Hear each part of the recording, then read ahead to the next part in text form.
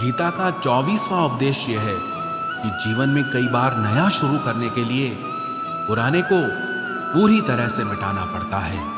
श्री कृष्ण से कुंती ने पूछा था कि हे कृष्ण, क्यों तुमने इतना बड़ा महायुद्ध करवा दिया? तो श्री कृष्ण ने बोला कि अधर्म बहुत बढ़ गया था और इस अधर्म का पूरी तरह से नाश करने के लिए, एक नए युग को लाने के लिए पुराने का सर्वनाश करना बहुत जरूरी होता है।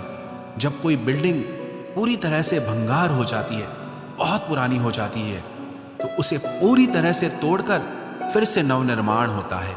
ऐसे ही आपके जीवन में भी आपको कुछ नया करना है तो पुराने को पूरी तरह से मिटाना होगा।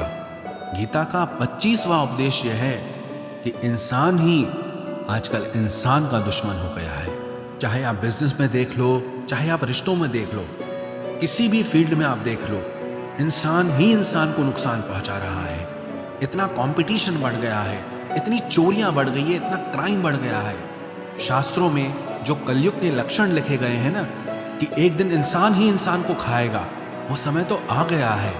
इंसान ही तो इंसान को खा रहा है, एक दूसरे का बिजनेस खा रहा है, एक दूसरे की नौकरियां खा रहा है, एक दूसरे की जिंदगी की खुशियां खा रहा है। इंसान जो दुखी है उसे और दुखी करो, जो खुश है उसे परेशान करो।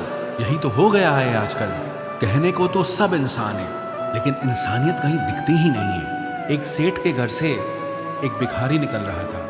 उसने उस सेठ से कहा कि मुझे एक गिलास पानी पिला दीजिए, बहुत प्यास लगी है, बहुत दूर से पैदल चल के आया हूँ, मेरे प्राण निकल रहे हैं। तो वो सेठ बोला कि अभी आदमी नहीं है, आदमी आ जाए आपको पानी दे दिया जाएगा। थोड़ी देर बाद उस भिखारी ने सेठ से कहा, आप कृपया करके मुझे एक गिलास पानी पिला दीजिए, मैं चला जाऊंगा, मेरे प्राण निकल रहे हैं और आसपास में किसी का घर भी नहीं दिख रहा।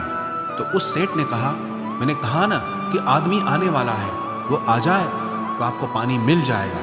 फिर वो भिखारी उस सेठ से कहने लगा कि तुम खुद ही आदमी क्यों नहीं बन जाते, थोड़ी देर के लिए तुम ही आदमी बन जाओ।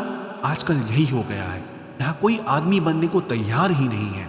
बस लोग एक दूसरे को नोचने में लगे हैं, एक दूसरे का फायदा उठाने में लगे हैं। इसलिए ही कलयुग को मतलबी युग कहा जाता है कि लोग सिर्फ और सिर्फ एक दूसरे से अपने मतलब से ही जुड़े हुए हैं। तो गीता की ये 25 बातें अगर आप ठीक से समझ लेंगे और इन्हें हमेशा याद रखेंगे तो विश्वास रखना, दुनिया में किसी की ताकत नहीं है जो आपके मन को और आपके दिल को चोट पहुंचा सके, आपको दुखी कर सके। ये 25 शिक्षाएं अगर आप हमेशा याद रखोगे तो जिंदगी में हमेशा खुश रहोगे।